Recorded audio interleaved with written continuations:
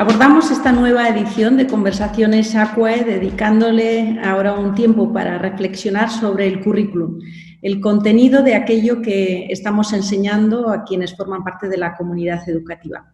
Y lo hacemos con dos expertos en la materia. De una parte, José Moya, y de otra, Tíscar Lara.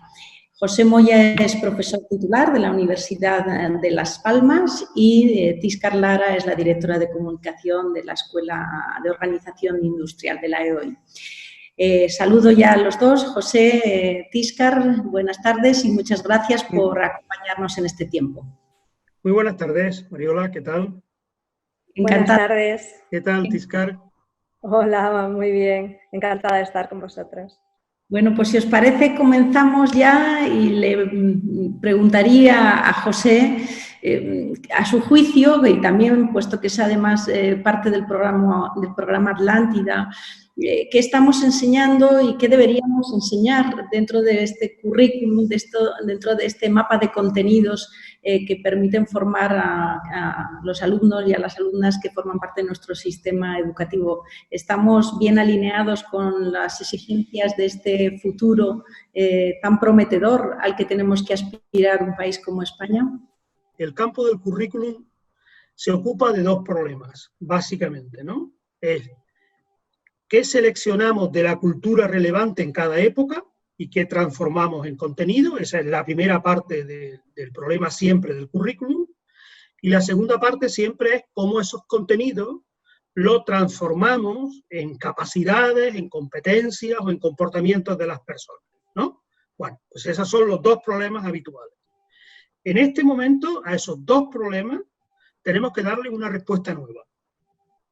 En primer lugar, en relación con qué parte de la cultura relevante convertimos en contenido, nos encontramos con un mandato expreso de la Organización de Naciones Unidas. Dentro del marco de la Agenda 2030, la Organización de Naciones Unidas hace un llamamiento a los países que suscribieron esa agenda, 193 países. ¿Cuál es ese llamamiento? Necesitamos incorporar nuevos conocimientos teóricos y prácticos a los sistemas educativos. ¿Con qué finalidad? Con la finalidad de crear modos de vida sostenibles. Y con esto entramos ya en la segunda parte del problema. Entonces tenemos la primera parte, hay que definirla, qué parte de la cultura convertimos en contenido, y la segunda, cómo logramos que esos contenidos se conviertan en modos de vida sostenibles, es decir, en comportamientos sostenibles o que hagan posible las condiciones de habitabilidad dentro del planeta. Esta es, yo creo, la gran misión que en este momento tenemos los responsables educativos, los agentes educativos. Gracias, José. Luego volveremos sobre cómo traducimos estos mandatos de Naciones Unidas de la Agenda 2030 en contenidos que hagan posible esa sostenibilidad medioambiental y ese mundo en clave de sostenibilidad. Tíscar, ¿y tú cómo lo ves? Yo coincido con José en el punto de partida, ¿no? en que tenemos ahora como una obligación, ¿no? Y una urgencia en partir del para qué, ¿no? Para qué tipo de sociedad. Y ahí la Agenda 2030 y los ODS, tal y como se han identificado y cómo se han desarrollado, creo que nos pueden marcar muy bien la pauta de qué mundo necesitamos para, a partir de ahí, pensar en si estamos realmente enseñando para eso. Si se está ajustando a aquella estructura más clásica y más canónica del currículo, que tiene más que ver con unas parcelas disciplinarias, ¿no? Por asignaturas, por unas materias específicas, si eso es realmente lo que necesitamos o hay otra manera de organizar la enseñanza y de organizar los contenidos que se ajusten mejor.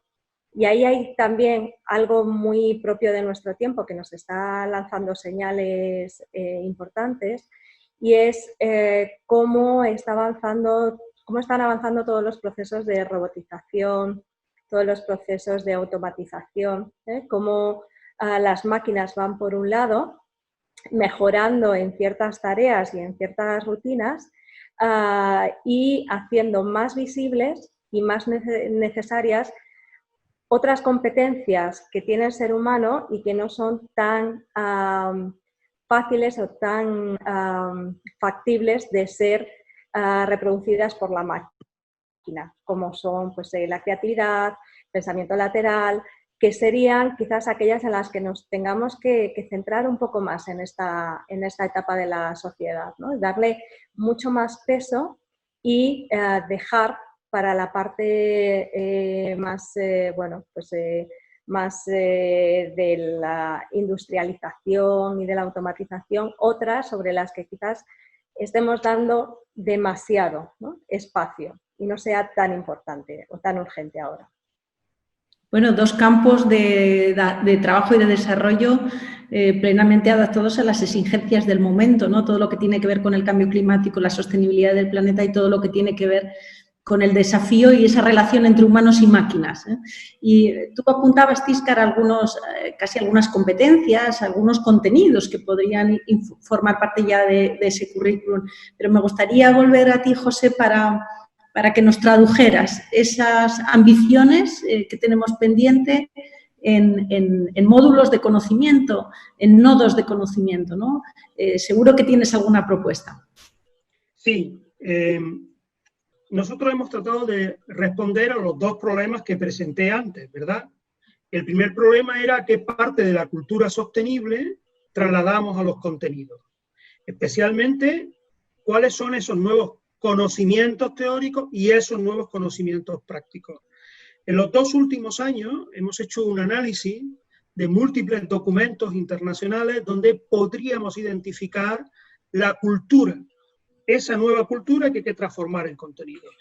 Y luego hemos hecho un segundo trabajo, y eso que es necesario, ¿cuánto de eso ya está en el contenido del currículum correspondiente a la enseñanza obligatoria? Entonces, lo que hemos identificado han sido grandes lagunas. La mayor parte de la cultura que necesitaríamos como personas para desarrollar un modo de vida sostenible no está en el currículum de la enseñanza obligatoria. Y yo puedo poner 3 ejemplos. Un ejemplo de conocimiento teórico que no está, ¿vale? Que es muy sencillo.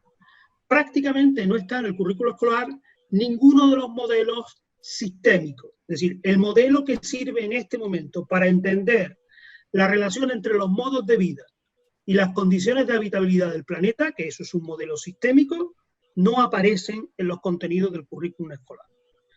Estamos acostumbrados a modelos lineales y esos son los mayoritarios.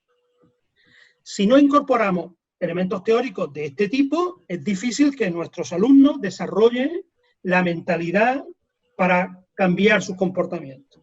Desde el punto de vista de los conocimientos prácticos, no aparecen valores esenciales como, por ejemplo, resiliencia. Es difícil comprender nuestro modo de vida actual con una clave como esa, ausente en el currículo escolar, ¿no? Resultado. Nosotros hemos identificado un núcleo básico que debería formar parte del nuevo currículum prescrito. Hemos identificado 6 o 7 bloques de contenido, dependiendo de las etapas, y hemos completado los conocimientos teóricos y prácticos de esos bloques de contenido. Los bloques de contenido los hemos compuesto a partir de los bloques en los que organiza la Agenda 2030 la propia ONU. Y a eso le hemos añadido 2. ¿Con eso qué pretendemos? No decimos cómo debe ser todo el currículum de la enseñanza obligatoria. Lo que decimos es que al menos debe garantizar que esté eso. Y esta publicación, este trabajo, ya lo hemos puesto a disposición del Ministerio. Y lo vamos a poner a disposición de todas las comunidades autónomas. O sea, este trabajo previo ya ha permitido resolver el problema número 1, que es qué parte de la cultura nueva debemos incorporar como nuevos contenidos. Lo que sí sabemos, y es claro, es que no podemos equivocar la naturaleza del problema. No es un problema de simplificar el currículum ya existente. No, no. Es un problema de quitar y de poner, es decir, de sustituir. Esta afirmación tuya final, José, me invita a retomarla para trasladársela también a Tiscar, ¿no? Con independencia de si ella quiere incorporar algún elemento más de contenidos, además de los que ella ya ha citado, muy vinculados con el pensamiento crítico. Pero la pregunta es esa, ¿no? ¿Qué quitamos? ¿Qué conocimientos de los que estamos proyectando en nuestro actual currículum podrían ser prescindibles porque responden a necesidades de otro momento, para dejar espacio, hueco a estos nuevos contenidos, a estos nuevos habilidades o competencias, trabajar estas habilidades o competencias que responden mejor a las necesidades de un futuro que lo estamos anticipando para conseguir, bueno, pues un resultado más exitoso en clave de formación y en clave de empleabilidad futura también. Tiscar. Realmente lo que necesitamos, creo que para comenzar un buen desarrollo de ese currículo de futuro que necesitamos es partir de unos mínimos, ¿no? Pero partir de unos mínimos de una manera honesta, de una manera, de una manera clara, ¿no? Como él ya ha dicho, no se trata de sustituir. Bueno, se trata de quitar también, ¿no? Hay que sacrificar cosas y eso es lo que nos ha costado siempre muchísimo. Entonces, si volvemos a intentar hacer esta revisión desde todo el conjunto que tenemos, intentando quitar, creo que va a ser un fracaso. Tenemos que empezar creo que es por lo menos más útil empezar con una mirada limpia, con una caja vacía, ¿no? Vamos a empezar por los mínimos, ¿no? Vamos a no comprometernos a todos esos máximos con los que hemos llenado la mochila, porque de otra manera no seremos capaces, ¿no? Nunca encontraremos pues la flexibilidad para sacrificar. Al final es un ejercicio de renuncia, ¿no? Pero por eso es mejor como partir de cero y desde los mínimos y desde un trabajo honesto, ver qué es lo imprescindible, qué es lo que complementa eso imprescindible, pero sin que se convierta en un juego de cuotas, ¿no? De poder.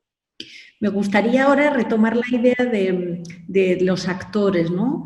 De quiénes tienen que jugar un papel estratégico para hacer esto posible. Por supuesto, contando con los diagnósticos que ya existen, con las iniciativas y las propuestas, algunas las hemos escuchado ya en clave que señalaba José, ¿no? Y me gustaría contrastar un poco con vosotros la relación administración-autonomía de los centros. Obviamente el sistema educativo se apoya en unas políticas determinadas, unas políticas públicas, se necesitan unos controles y eso en ocasiones introduce algunas rigideces en los modelos y un entorno normativo que necesariamente debe cumplirse. Pero ¿cómo hacemos posible ese mínimo normativo, reglado, que condiciona la oficialidad de nuestro sistema educativo y que es garantía, a mí me gusta insistir en esto también, con la necesaria autonomía de los centros para poder implementar proyectos pues, que sean lo suficientemente innovadores, que respondan también a las pretensiones de las familias y que tengan margen para competir, utilizando aquí la palabra competir en el sentido más noble y más virtuoso de la palabra, ¿no? Competir en términos de oferta diversa y de capacidad para innovación. ¿Cómo veis este elemento, esta relación, esta dualidad, no siempre bien entendida? José. Bueno, yo creo que el nivel de corresponsabilidad en la resolución de estos dos problemas sobre los que llevo girando mi intervención, es decir, quién selecciona contenido y por tanto quién selecciona cultura relevante, ahí la participación de las administraciones públicas como garantes del derecho a la educación es prioritaria. Pero en el segundo problema, ¿cómo transformamos esos contenidos seleccionados en estilos de vida? Ahí la responsabilidad es de los centros educativos. Creo que hablamos de mayor responsabilidad o menor responsabilidad. En ambos casos son corresponsables de los dos, ¿no? Es decir, en la resolución del primer problema, nuestro país ha adoptado dos modelos. El modelo que llamamos horizontal o el modelo vertical. En el modelo vertical se distribuyen responsabilidades la Administración General del Estado y las administraciones autonómicas. Pero los centros no intervienen. Nuestra propuesta es que los centros intervengan. O sea, de hecho, nosotros hemos propuesto un modelo, que es el modelo vigente hasta este momento, que es una distribución por tiempo escolar del 45 y 35 de cada una de las administraciones públicas. Lo que hemos propuesto es que vayamos hacia un modelo del 40, el 30 y el 10. Es decir, el 10 es íntegramente responsabilidad en el diseño de los centros educativos. Esta sería la mayor novedad en nuestro país. Los centros hasta ahora no tienen capacidad de intervenir en el diseño, tienen capacidad de intervenir en el desarrollo. ¿Vale? Bien. Y en cuanto a la responsabilidad en el desarrollo, es decir, la transformación del contenido seleccionado en competencias, capacidades o comportamientos, ahí lo que quisiéramos es ampliar la autonomía del centro de forma que sea posible incorporar a la comunidad educativa en su conjunto en la propuesta de tareas o en algunos otros formatos, como ya hemos desarrollado un formato que es el formato de retos educativos, en el cual el reto se resuelve en la comunidad educativa, no solo en el centro, sino entre padres, profesores y alumnos. Entonces, nosotros ahí, por tanto, incorporamos dos novedades. Novedad 1, en el diseño.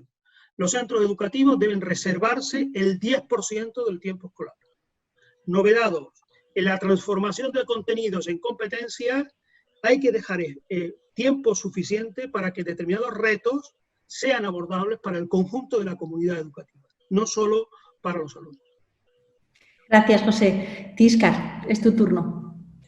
Bueno, yo me gustaría complementar un poco la intervención ampliando la mirada más allá de administración, profesores y familias, que es como, bueno, pues el trío virtuoso que entendemos por comunidad educativa, incorporando de alguna manera también la sociedad, incorporando de alguna manera el entorno, ¿no? Aquel tejido social que está alrededor del centro escolar, que está alrededor del municipio, bueno, pues de aquellos espacios donde interactúan los agentes que están más implicados en la educación y que están ahí, que tienen también que aportar y que pueden aportar de alguna manera. No estoy diciendo que estén al mismo nivel, pero sí que sería realmente innovador tener en cuenta, ¿no? Todos estos agentes que están en la ciudad, desde las bibliotecas públicas, desde el propio tejido asociativo, para buscar retos, como decía José Moya, para buscar bueno, pues, formas, ¿no? de abrir la escuela y de que esté mucho más, bueno, pues más integrada en ese entorno de proximidad. Y por otro lado, también creo que es muy importante cuando hablamos de autonomía, que hablemos también de tolerancia, ¿no? que vaya de alguna manera ligado y que manejemos un cierto grado de espacio para la experimentación, para no dejar todo regulado, para que haya incluso, bueno, pues capacidad de error, ¿no? en algunos casos, para que no esté todo totalmente pautado. Y yo en esto, cuando pensamos en el currículo y vemos los distintos, bueno, pues las distintas normas que lo han ido regulando, siempre me fijo mucho en los preámbulos de las leyes, ¿no? y en el espíritu, en los objetivos con los que se definen. Y todos son fantásticos, ¿no? Sobre papel atienden o por lo menos quieren responder a objetivos que todos compartimos, ¿no? y que son de gran altura, que son muy loables. Y esos objetivos, pues que en un mundo ideal, ¿no? Difícil de articular, pero en un mundo ideal, son los que, a los que se deberían ligar estas autonomías, cuando hablamos de autonomía de centro.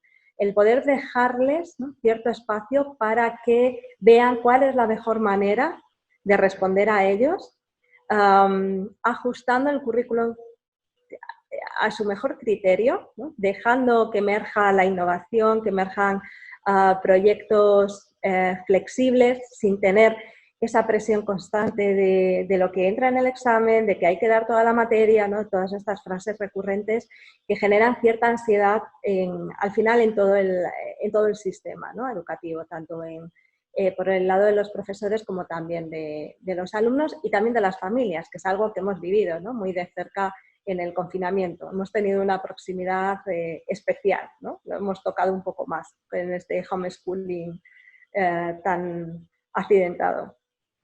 Me gustan mucho estas aportaciones que estáis haciendo, ¿no? Tanto esa parte de rescatar el espíritu de las normas. Yo soy jurista y los preámbulos, todos los juristas sabemos que no tienen valor, pero que determinan el contexto y el ámbito aspiracional que persigue esa ley, ¿no? Reivindicar ese ámbito aspiracional me parece un mensaje muy bonito para este momento. Y también esa idea de permitirnos probar, permitirnos experimentar de tal manera, porque creo que eso también es una habilidad que ahora la sociedad lo consiente mejor, ¿no? Probablemente por estas amenazas que estamos sufriendo y que están poniendo en cuestión todo, prácticamente todo. Quizá ahora es el momento adecuado para probar y para que nos permitamos hacer experimentos que en otro contexto hubieran sido difícilmente asumibles. Y me encanta, José, esa propuesta de aumentar el grado de autonomía de las administraciones en los dos niveles que conforman nuestra forma de Estado descentralizado, pero también esa autonomía de los centros traducida en la palabra corresponsabilidad. Me gustaría también, no quiero olvidar, y tomando las palabras que citaba en último extremo Tiscar, a las familias. Yo creo que si la pandemia algo nos ha enseñado es que las familias han tenido que acompañar el proceso de formación de sus hijos de una manera particularmente intensa. Probablemente esa intensidad, además de poner de manifiesto muchos problemas, pero que no me quiero detener ahora en ellos, ha aproximado a las familias como nunca al sistema educativo, a sus fortalezas y también las ha hecho partícipes de sus debilidades. Y la pregunta que yo quiero trasladaros es cómo hacemos para sacarle el máximo partido a ese papel de los padres. ¿Cómo hacemos para que toda esa experiencia acumulada en este tiempo por las familias pueda revertir en un empuje hacia las reformas que necesita el sistema educativo? ¿Cómo mantener y aprovechar al máximo esa energía generada por los padres en torno al contacto directo en esta formación de sus hijos? ¿Qué os parece? José. Bueno, debo recordar que nuestro país fue uno de los países pioneros en la participación de los padres en la dirección y gestión de centros educativos, cuando se concibió la idea de consejos escolares. En ese momento no era muy frecuente en el resto de los sistemas educativos. En ese sentido, nuestro país fue un país prioritario. Sin embargo, siempre hemos tenido dificultades en otras formas de participación. O sea, digamos, fuimos pioneros en esa otra, pero no en otras. Nosotros llevamos mucho tiempo trabajando desde el proyecto con la colaboración que llamamos nosotros Escuela, Familia y Comunidad. Y pongo un ejemplo que resultó especialmente atractivo y desde luego muy eficaz. Cuando incorporó nuestro sistema educativo la idea de competencias clave o competencias básicas al currículum de la enseñanza obligatoria, nosotros hicimos con muchísimas asociaciones de padres de muchos lugares de España un calendario que permitía desde las actividades de casa normales y corrientes proporcionar a los alumnos experiencias para adquirir competencias básicas. Entonces, ese calendario elaborado con los padres incluía una actividad que ayudaba a ir adquiriendo en la vida cotidiana, en las actividades cotidianas de la familia, las competencias clave o competencias básicas. Para nosotros era un ejemplo de que es posible integrar eso que se llama currículum formal, no formal e informal, ¿no? Por decirlo de una forma sencilla, ¿no? El currículum formal es el que el chico lleva en el calendario escolar. Cuando participa en una actividad extraescolar eso es un currículum informal, no siempre está bien integrado con el otro, y luego está el currículum no formal. El currículum no formal es las experiencias de vida que lleva cada persona con su familia.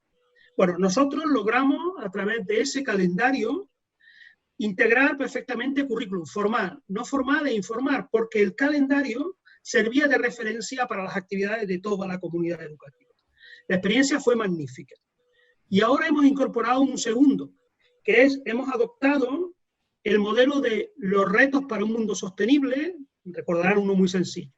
El reto de un día que desconectamos la luz, ¿no? O un día sin plástico, o un día sin. Este modelo, que es un modelo general, lo hemos transformado en retos educativos para cada uno de los niveles educativos. Y de nuevo, toda la comunidad educativa participa. Les pongo uno que resultó especialmente bonito, que es Regala un ODS, que es convertimos el modelo de amigo invisible, de forma que cada alumno o alumna regalaba a su amigo invisible un regalo que era siempre un ODS. Es decir, en el formato que quería, podía ser una camiseta, podía ser un pin, podía ser... le regalaba el ODS y se lo explicaba. De esa forma lo que logramos es que hubiese centros educativos en el que todos los miembros de la comunidad conocían los ODS. Y lo hicimos a través de una adaptación de dos ideas: los retos de vida sostenible y el amigo invisible. Los combinamos y el resultado fue ese reto. Qué cosas tan sugerentes y tan innovadoras, José. Tíscar, ¿cómo ves tú este tema de las familias? ¿Cómo aprovechamos toda esa fuerza que viene de esta experiencia? En ocasiones seguramente que ha sido traumática, pero en algunas otras les ha expuesto a los padres a las fortalezas y a las debilidades de la escuela. En este sentido, considero que necesitamos fórmulas para articular esta energía, para canalizarla. Y además es algo que me preocupa, porque es una energía que, bueno, pues que ha tenido sus roces, ¿no? Venimos de una situación muy estresante y además donde todos los componentes pues se sienten de alguna manera heridos, ¿no? O que han sufrido. Entonces, no sé la forma, pero sí quiero pensar que en esto podría jugar un papel la administración a la hora de dinamizar o promover espacios de encuentro, ¿no? Sobre todo entre colegios, profesores, familias, para poder encontrar soluciones comunes a problemas que han sido comunes, ¿no?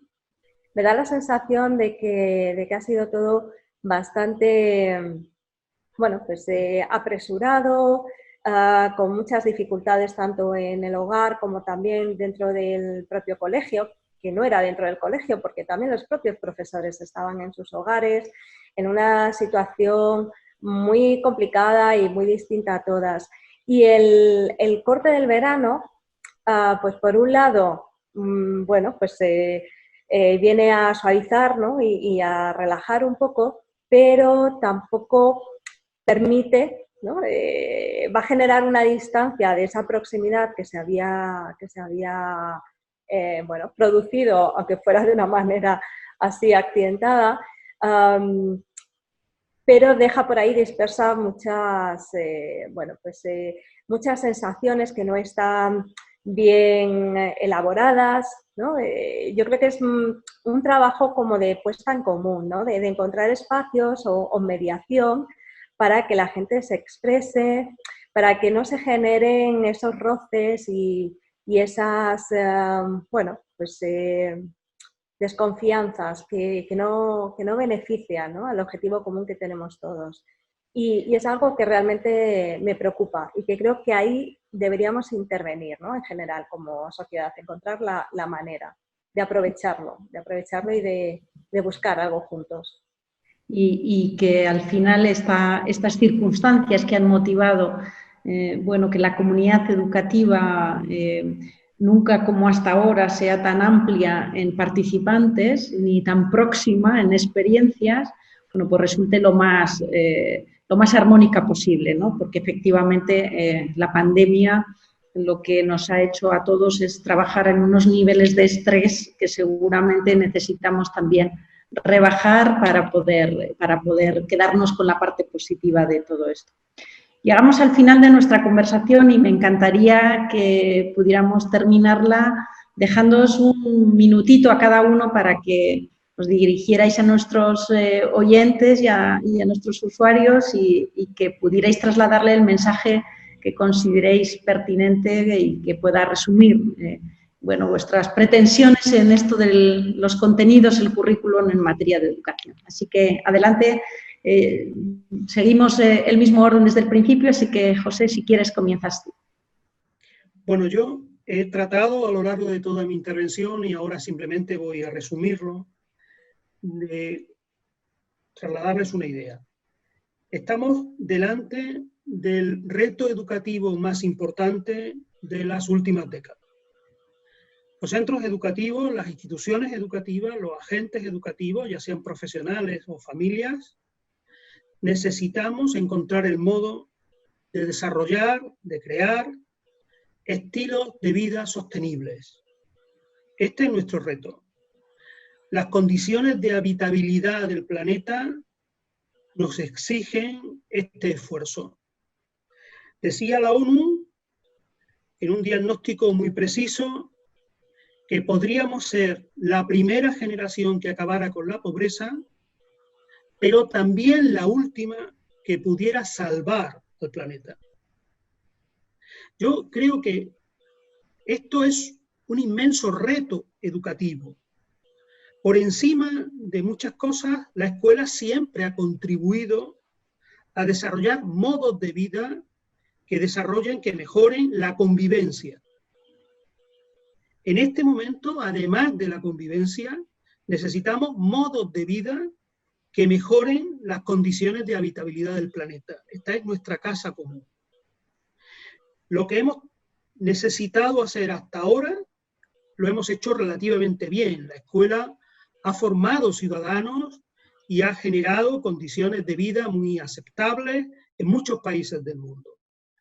Pero ahora el reto que tenemos delante es global. Sabemos que las condiciones de habitabilidad del planeta se han ido modificando como consecuencia de nuestro comportamiento agregado, es decir, de lo que hacemos todos juntos, no de lo que hace cada uno por separado. Necesitamos invertir ese círculo vicioso, convertirlo en un círculo virtuoso. Necesitamos que la escuela promueva en todas las poblaciones nuevos estilos de vida sostenibles. Este es el reto más importante de las instituciones educativas, de los educadores en las últimas décadas. Tenemos que estar a la altura del enorme reto que tenemos por delante. Disponemos además de soluciones, disponemos además de innovaciones que pueden orientar bien nuestro trabajo cotidiano. Gracias, José. Tu turno, Tisca. Tenemos identificado el reto. Está claro, ahora tenemos que ser capaces de generar las condiciones para permitirnos ese cambio radical que nos está pidiendo el planeta, que nos está pidiendo la sociedad en su conjunto. Ser conscientes de que debe ser un cambio radical. O sea, no estamos hablando de introducir una nueva materia, ¿no?, sobre cuestiones de medio ambiente ni nada similar. Estamos hablando de ser capaces de pensar de forma muy creativa y de una forma innovadora de cómo darle la vuelta a lo que venimos haciendo, ¿no?, de manera tradicional, y ver si somos capaces de hacerlo de otro modo, ¿no? Y sacrificar, habrá cosas que haya que dejar fuera, pero no perder ese objetivo común, no perder de vista que tenemos que hacerlo de una forma seguramente distinta y creativa, y darnos un margen de tolerancia y un margen de experimentación y un margen de flexibilidad. Si no tenemos esto claro, seguramente fracasaremos. pero si somos capaces, ¿no?, de asumir ese reto, pondremos todos los recursos al servicio del reto. Y es una oportunidad única y una necesidad, ¿no?, urgente el hacerlo así. Bueno, pues esa escuela, esa comunidad educativa que habéis descrito como protagonista de un cambio que tiene que ser radical y que nos permita alcanzar ese mundo mejor del que nos habla la Agenda 2030, y todo ello gracias a toda la panoplia de iniciativas innovadoras, creativas y corales, porque nos involucran a todos, incluida la sociedad en su conjunto, esas panoplia de iniciativas que digo nos habéis compartido y por las que os quiero dar las gracias en nombre de la Fundación Aquae. José Tiscar, ha sido un verdadero gusto compartir esta conversación con los dos. Muy buenas tardes a los dos. Muy buenas tardes, muchas gracias.